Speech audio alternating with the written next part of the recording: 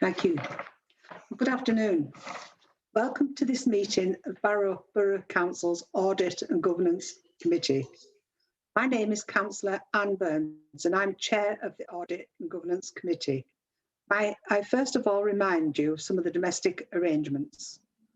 It is important that all participants conduct themselves in an appropriate manner. Please put your mobiles or phones on silent. Participants must ensure their microphones are muted throughout the meeting. If you wish to speak, you must raise your hand via the raised hand facility in Zoom and only unmute your microphone when invited to speak. Please do not interrupt other speakers. Members are reminded that they should not have alternative communication lines open, i.e. other Skype or chat meetings. If members do lose connection to this meeting, we will adjourn for up to 10 minutes to assist them in reconnecting. I would like to remind everyone present that this meeting is being broadcast live to the internet. The whole of the meeting will be recorded, except where there are confidential or exempt items. To vote on matters, I will ask the Democratic Services Officer to manage this process. At this point, members will be requested to unmute their microphones, and after a brief pause, a mover and a seconder will be requested and a roll call of members be undertaken. Please reply with I vote for, against, or abstain, then remute your microphone. That's the formalities over, members, and let's proceed with today's business. The first item on the agenda is apologies for absence. So I will hand over to the Democratic Services Officer for a roll call of members and officers and external auditors who are present at this meeting today. Thank you. And I hand over to the Democratic Services Officer, please, to take that roll call of members. Thanks, Chair. Councillor Burns. Present. Councillor Aswad. Present. Councillor Callister. Apologies, Chair. Councillor Pemberton is substituting for Councillor Shirley. Present. Councillor Ronson. Councillor M.A. Thompson. Present. Susan Roberts, Director of Resources. Present. Debbie Starr, Head of Legal and Governance and Monitoring Officer. Present. Keith Jackson, Head of Internal Audit. Present. John Penfold, Corporate Support Manager. Present. And Gareth Kelly from Grant Thornton from External Audit. Present. That's everybody, thanks, Chair. Thank you very much, Sharon. Second item on the agenda is to note any items which the Chairman considers to be an urgent nature. I've not heard or have given any issues to raise as an urgency, and I'm really, no, I'm also, okay. So I'll move along to agenda item 3, delegations. To receive notice from members who may wish to move any delegated matter, non-delegated, and which will be decided by a majority of members present when voting on the meeting. I haven't heard anything or seen any hands up, so that's okay. Agenda item 4, admissions of press and public, to consider whether the public and press should be excluded from the meeting during consideration of any of the items on the agenda. And there's no items on the agenda that should be excluded from the present public today. And agenda item 5, declarations of interest, to receive any declarations by members and or copies of interest in respect of any agenda item today. No. Agenda item 6, to confirm the minutes of the meeting held on the 1st of October 2020. It seems such a long time ago. And can I just ask, is there a mover and a seconder that those minutes are confirmed today? I'll move it. Thank you. And the members happy to confirm those minutes as a true record? I'm not getting anything against, so thank you very much. Yes. That's fine, Chair. We can take consensus. Okay. Thank you. Agenda item 7, public participation. I haven't received any questions or representation from members of the public today for any item on the agenda. And agenda item 8 for decisions, the first item on the agenda, the accounts update. And I'll hand over to Mrs. Sue Roberts to give us an update on the accounts today. Thank you. Thank you, Chair. Yeah, this report gives me the opportunity to update members on the 2019-2020 accounts audit. So the statement and annual governance statement together with it were authorised and published 31st of August. That was the extended deadline. Normally it would be 31st of May, but with everything going on in the world, there was an extension to that statutory deadline, and so we did publish in time. But being later meant that the audit obviously was later and had to be scheduled in against a number of other big pieces of work that were going on. And we then got to around December time and hit the budget process as well, or the end of the budget process. So there was an awful lot going on, and we worked really closely with Gareth and his team to reschedule what we could when we could, but it has been a challenge. I was hoping originally to have this meeting as the closure of that year. We're close, we're not there, so it's scheduled for the meeting we've got on the 18th of March. There are still some pieces of work that we haven't completed, we've got yet to complete. I'm still holding the 18th as the next meeting. I'm hopeful that we'll get there, but we have sort of worked through this on a week-to-week basis with colleagues, Gareth's team, and focused on what we can close down quickly to get that done and dusted, and then focus on the areas of work that need more work and more attention, which is always the way. There's always areas of work that are much more involved than others, but we've kind of planned that between us, and Gareth's team have been great at rescheduling their time against our time. We've had resource challenges, all sorts. I'm not going to go on about it, but I would like to thank the financial services manager who is kind of coordinating all of the responses and evidence provided for me. That's not part of that normal role. We're missing the other sort of senior in that team at the moment. So they, not just that officer, but in particular, they have picked up an awful lot of work to get to where we are now. So it's hopefully going to be only a couple of weeks before we come back with the completed statements for members to see. And if you don't mind, Chair, I'd like to ask Gareth if he would like to comment. Thank you, Sue, and I will invite Gareth to comment, please. Thank you, Gareth. Yeah, thank you, and thank you, Chair, and thank you, Sue. Sue summed it up really well. You and as is outlined in the report, officers, Sue, Chris, and others have had a lot of competing demands over the last few months, and we've tried to keep the audit going as much as we can and worked as agile as possible, but at the same time recognising the pressures that you're under.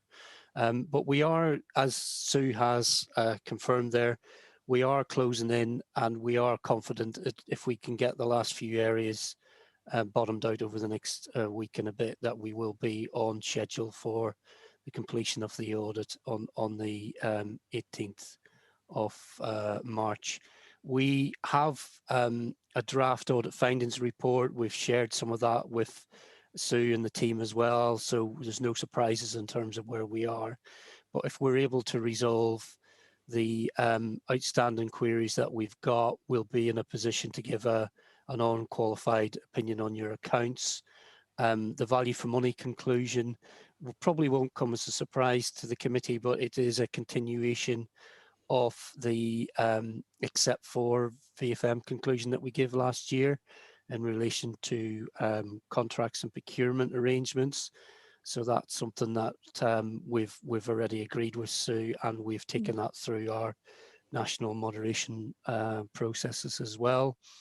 And then in terms of the third area of my overall responsibilities is in and around statutory powers and wider powers and duties that I can use under the Local Audit and Accountability Act 2014.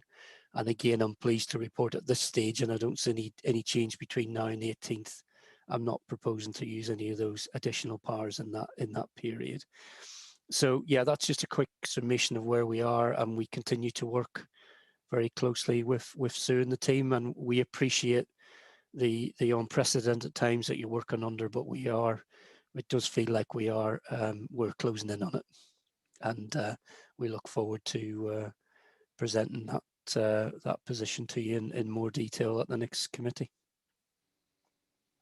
Thank you, Gareth, and you know, thanks for the work that you've done too. But we are in unprecedented times, and I just want to place on record my thanks to the team, because the work that they've had to do, all of the team, over the last 12 months, with everything that's been thrown at local government, and the way that the team were limited in the resources of people as well.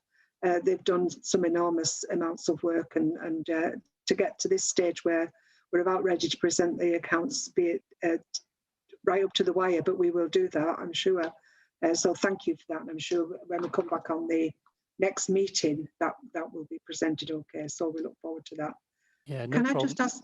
No sorry. problem, Chair. I was just going to add, and sorry, I should have maybe said this, that there are a number of other local government clients up and down the country that are in a similar position to yourselves, and even, you know, will go beyond this sort of period before we actually get signed off. So it is something that's recognised as a national issue because of the environment we're currently in. Sorry, I should have said that earlier.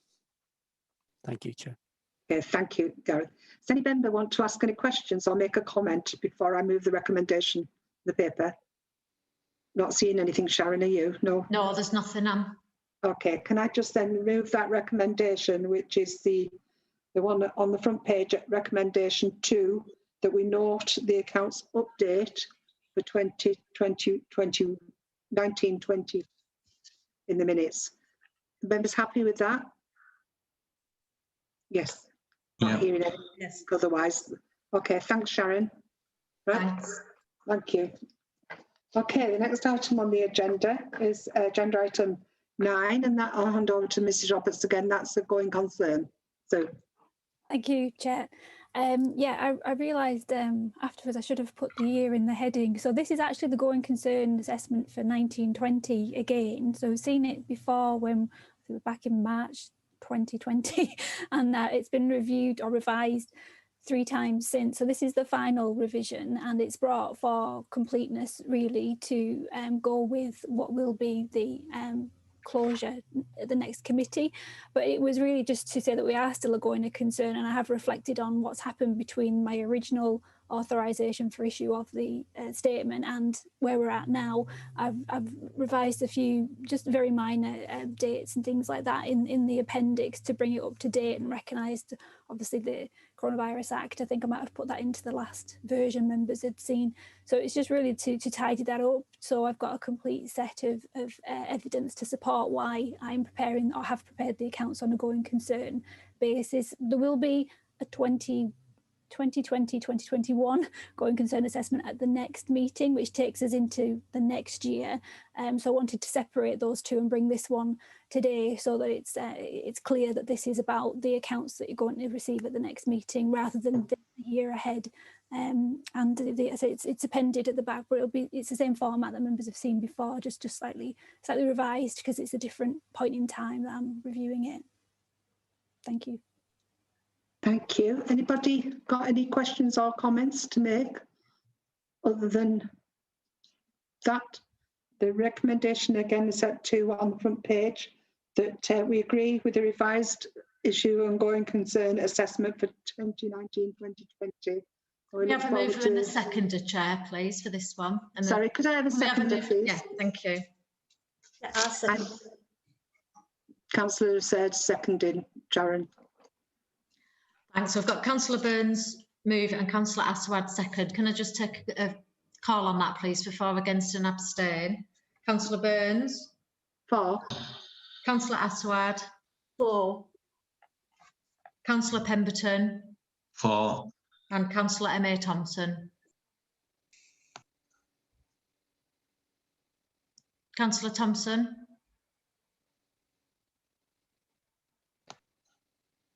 I thought I turned myself off mute. Thank you. That's unanimous, Chair, thanks. Thank you. So I'm happy then move on to the next item on the agenda. Thanks very much, everyone. Agenda item 10, the internal audit progress report.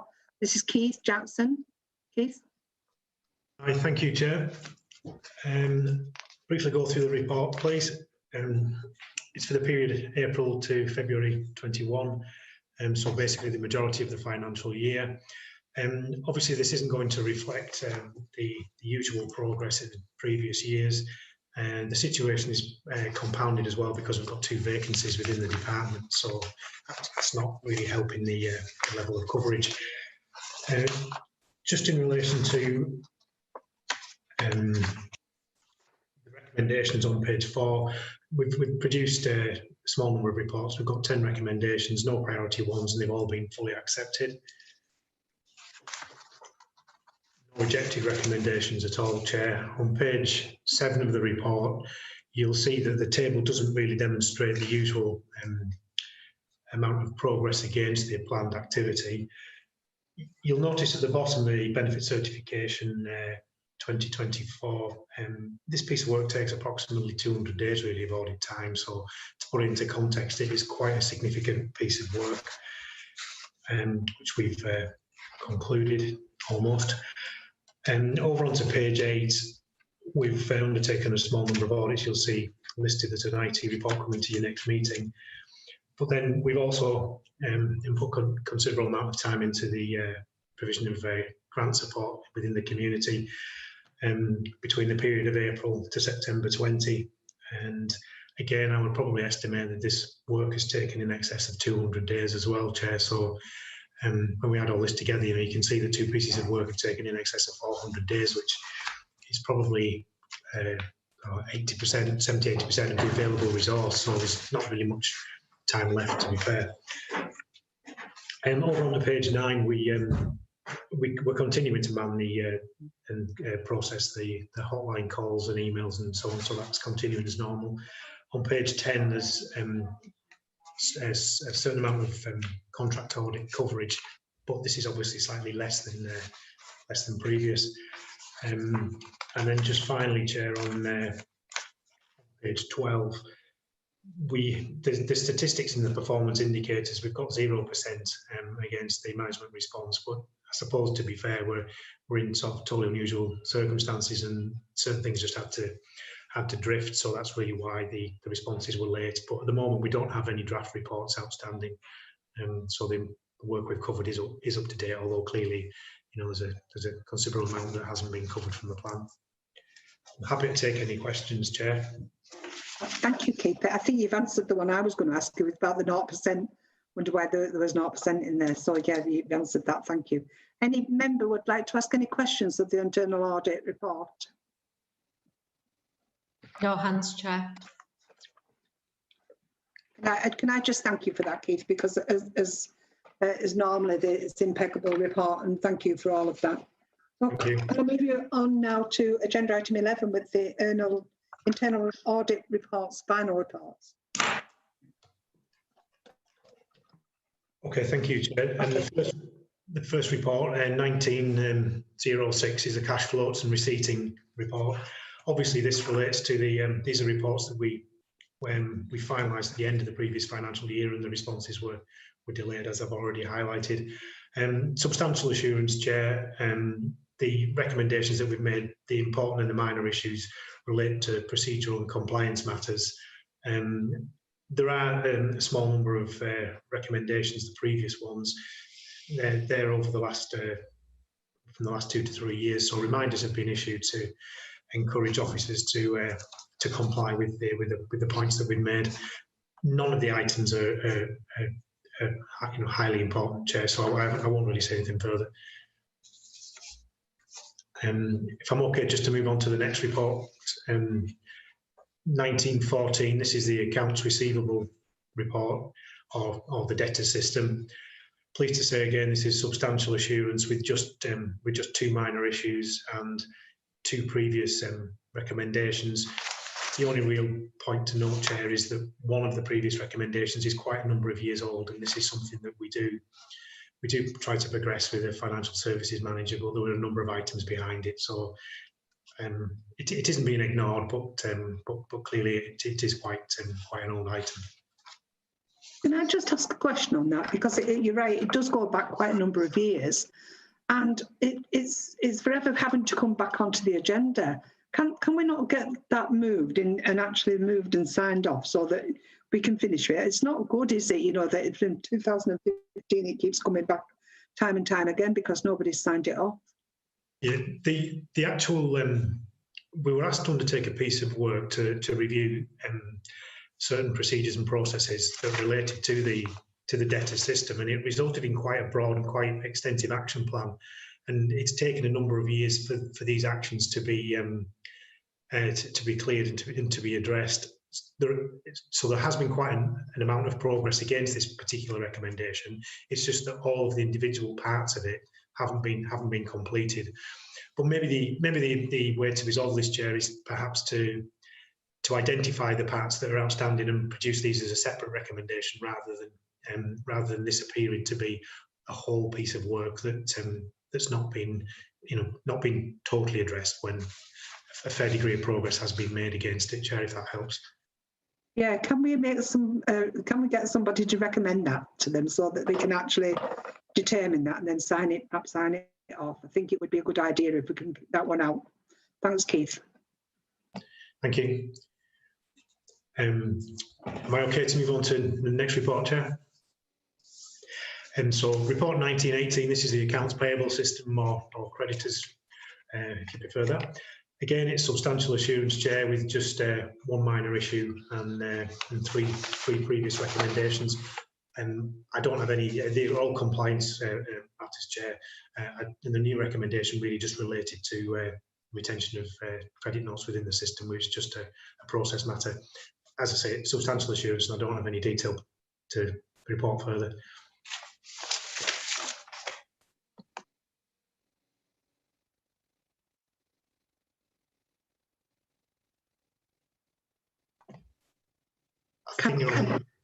I know we keep having to remember to mute and unmute, and you know, it's good for the meeting.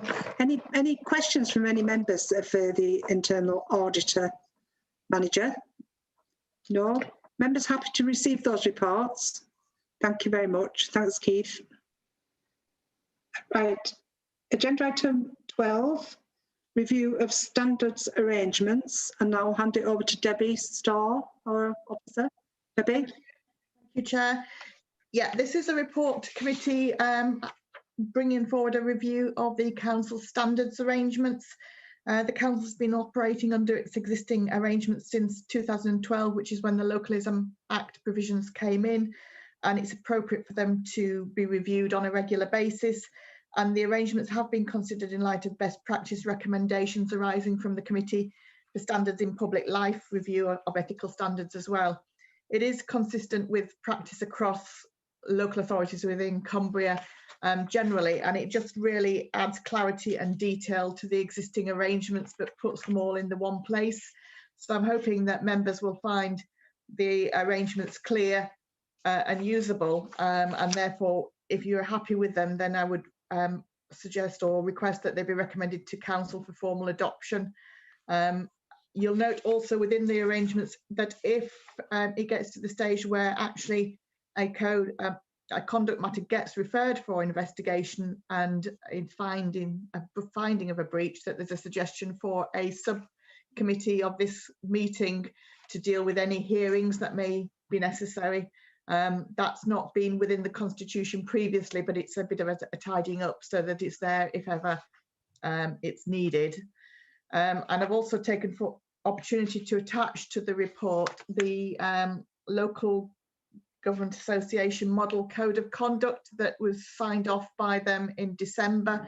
The code is being discussed by the monitoring officers within Cumbria, and I think there's an appetite that they would like to see the model code adopted Cumbria-wide.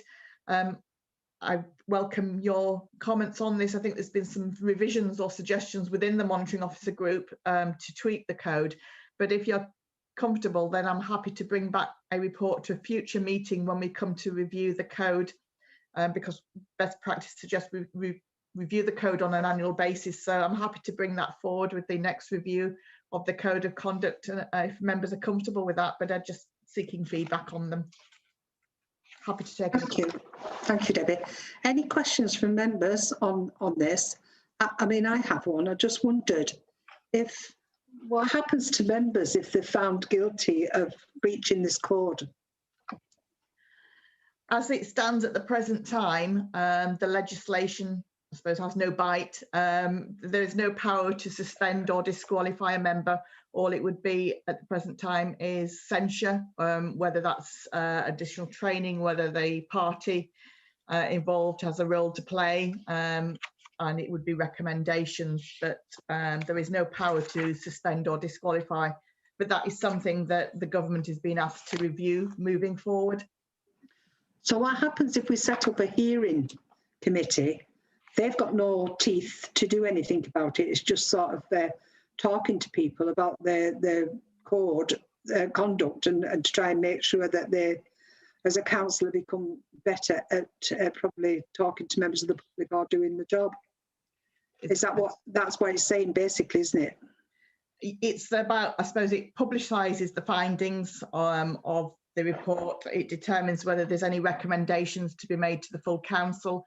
If members are sitting on certain committees and there may be a suggestion that they're not appropriate to sit on certain committees, or a public censure, as it were. But it's set out within the paperwork, but it is limited.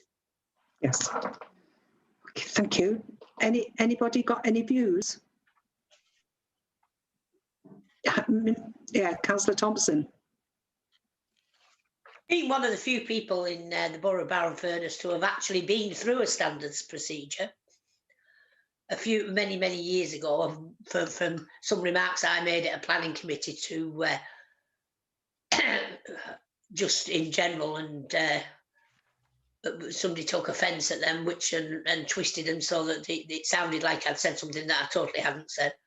And I went through the standards with the independent person who was the Reverend Postlethwaite, and it was very good. It was very thorough, and I was completely, there was nothing to hide or nothing to do, because I was completely cleared of anything that I'd said. Because it might have sounded that I'd actually said something awful, but I actually only spoke the truth. So you can't dispute when people tell the truth. But I think it could do. The only problem is when it did have a lot of bite to it, when you could sort of take people to think, we got a lot of petty ones in the 90s. We got a lot of silly ones which were just like councillor revenge. Oh, she said something to me, so I'm going to report her to standards. And we got a lot of silly little niggles and that, which took up officer time and in the end never did anything. So I think there's got to be a way of balancing it out, so you do away with the petty little things that come that, are just maybe one group against another, or one person against another person, and actually concentrate on the ones that really have really do need concentrating on. Thanks, Chair. Thank you, Councillor Thompson. I agree with you, and I think that's what this hearing committee probably is all about, to talk through issues. So, Debbie, would you like to say anything back at that? Yeah, I suppose just a comment. Under the revised code of conduct that you adopted back in October, there was a provision in there that councils shouldn't use it to make trivial or malicious allegations. And the new arrangements make it clear that the public interest test will also be reviewed and considered at each stage. And the initial assessment is whether or not I consider it warrants a formal investigation. And it's only if it's gone through a formal investigation and it's a finding of breach that it would necessarily go to a panel. But again, the public interest test would be applied, and it would depend if a local informal resolution was a way forward, then that would also be explored as well. It depends very much on the nature of the complaint that's referred. Yeah. Thank you. And I think it's good if other councils in Cumbria are looking at actually doing this piece of work as well, so that we're all working for the good of the public and make sure that we're operating correctly and within the proper conduct that we expect as a local councillor. So I have no problem with it. There are two parts to this recommendation. Members, anybody else want to make any comments on this before I ask for a mover and a seconder of this recommendation? I can't see any. So no hands, Chair, no. Thank you. Would somebody like to move and second this recommendations, please? I'll move it. Thank you, Councillor Surd. Can I have I'll a seconder? second it. Thank you, Councillor Thompson. So they have been moved and seconded. I'm just taking everyone's agreeing to that, Sharon, before I ask for a proper vote. I'll take a roll call if that's okay, Okay, Chair. that's fine. Thank So you. for, against or abstain against the two recommendations, moved by Councillor Aswad and seconded by Councillor Thompson. Burns, For, Aswad, For. Pemberton For. and Thompson. For. That's unanimous, Chair, thanks. thank you. Thanks very much for that. Move us forward to agenda item 13, which is the Borough and Parish Council Register of Disposable Pecuniary Interests and Other Registered Interests. Debbie. Sorry, I'm just finding my agenda papers. This is a new report, I think, to this committee, and you will recall we reviewed the terms of reference of the committee last year, and one of the additions was an annual review of the registers in interest. I think normally I would probably bring this in September, October, after the annual elections in May, to pick up on any changes. But this is just to make sure that the registers of interests are on the members' radar, and just to confirm that as a monitoring officer, one of my responsibilities is to maintain the register and ensure it's available for inspection. So I've sent reminders out to both district councillors as well as the parish and town councillors over the last 6 months, just to confirm, to get people to think that they're, just check that their interests and their registers are up to date, so that they're kept under review. And this is really just bringing it to the attention of the audit committee. And I think some of the requirements in terms of the close down of the accounts also require members to ensure that they've reviewed and checked their interests as well. So it's a kind of a double arm to this. Thank you. Anybody like to comment? So the recommendation is that we ask to note the review of the register of interests. Are members quite happy to note that? Yes. Yes, thank you very much. That's noted, Debbie, thank you. And agenda item 14, which is the compliments and customer feedback and complaints received during 2020-2021. Thank you, Chair. I think you recall I brought a report back in October on complaints, and this is kind of towards the end of the year. I think the timings will hopefully get back in sync next year. I think there's been a lot going on this year. So it's bringing, this is the internal customer complaints, brings the feedback and compliments as well received during 2021 up until December. Due to timing, we'll bring the end of year one at the next to a future meeting. If there's any detail, then I'm glad Sharon's in the room to answer any queries, but hopefully the report is self-explanatory. The statistics are put before the committee to note. As is noted, there's been no underlying trends noted as this, but we continue to keep them under the review, and management team receive these now on a regular basis as well. Thanks, Debbie. Anybody? It's a good report actually, because it starts showing you where members of the public are actually looking at and what's going on. Anybody? So members like to note and receive that report and note it. Thank you. Okay, thanks very much. And agenda item 15, that's you finished now, Debbie, is the risk register, and I'll invite John Penfold, is he still with us, to introduce the report. John? Right, the risk register normally comes to audit committee on a quarterly basis. Obviously, there's been a delay this time, so this is the one who went to the management team on the 1st of February. Obviously, there's been a number of risks during the COVID lockdown where the management team have had to make assessments themselves and take short-term actions. This risk register is actually going to the executive committee on the 10th of March, because there are obviously some new risks associated with COVID, and management team felt it appropriate that the executive were aware of these risks. So if you look down at the risk register, The first significant change is with risk 4, which is poor management of projects and contracts. Obviously, because a number of businesses are going through very, very difficult times, this risk has been highlighted more. So we've had to put more mitigating actions in place just in case. So those are all listed there.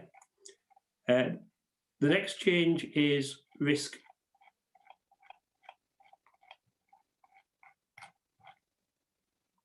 Sorry, I've lost it.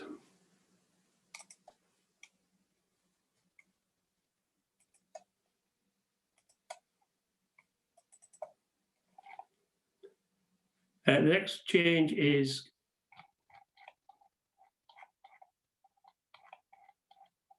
risk 6, and it's got, at the bottom of that, it's got a review of agile working security.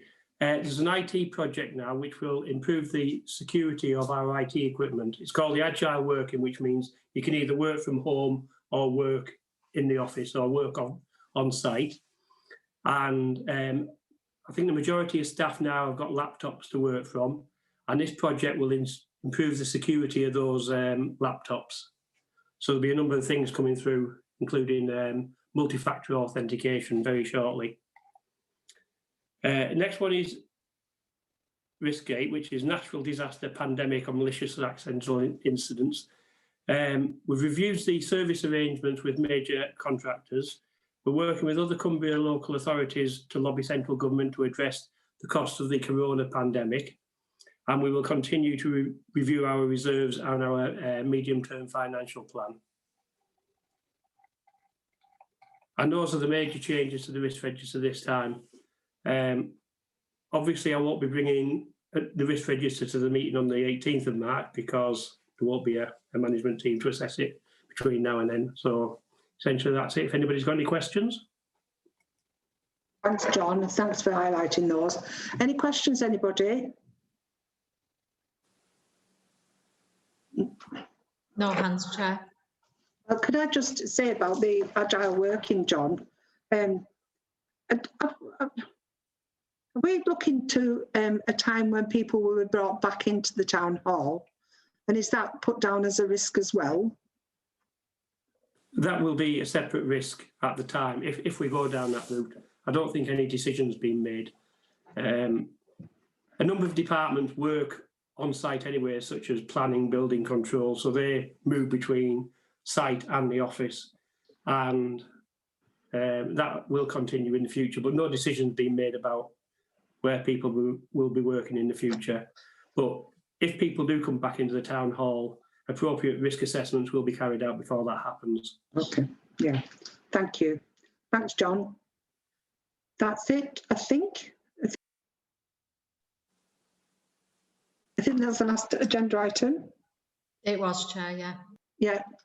So can I just say to the officers, I mean, I know it's been a very difficult time, and especially trying to get our finances, you know, up to date when you're having to give grants out and working in a very different way, you know, and I think we all appreciate the work that you've all done on that. So, but we will have another meeting on March the 18th, I think it is, that's in the diary, so not too long away. So thanks for your attendance this afternoon. Stay safe and we'll see you soon.